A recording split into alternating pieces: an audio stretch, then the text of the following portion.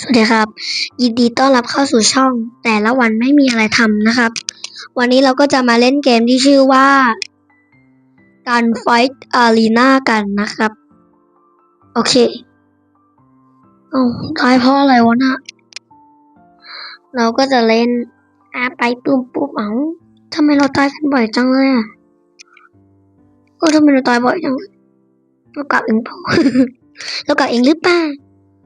เพื่อนจะยิงเราแต่ปืนดีๆทั้งนั้นแล้วเรามีตังแค่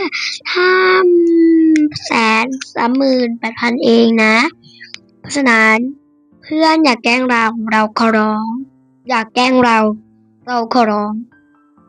โอเคอย่าแกล้งเรานะเพื่อนไม่ได้ยินอ่ะโอ้เฮดช็อตเลยเมื่อกี้จะดูเขาเล่น OMG ป้าแล้วก็ยิงไปแล้วก็ยิงไปนะอุ๊ยมีคนข้างบนด้วยแล้วก็เตรียมตัวรอยิงไปผู้หญิงคนนี้อุ๊ยมันตายอีกแล้วตายบ่อยจังเลยมีระเบิดสักก้อนปาเข้าไปแล้วปาเข้าไปโอเคแล้วจากนั้นก็หลบนะนี่คือเทคนิคของเราเอาไว้แกล้งคนอื่นเราเคยปาระเบิดแล้วตายด้วยนะปกติของเขาอีกแล้วแต่เมื่อกี้เราอุตส่าห์ใช้ตัวเปิดแล้วเพื่อนก็มาฆ่าเราตายอะไรเงี้ยปาบตายยังไม่ตายปาบตายเลยโอ้ปับดูเราเล่นไปแล้วกันนะทุกคนเราขี้เกียจพูดละ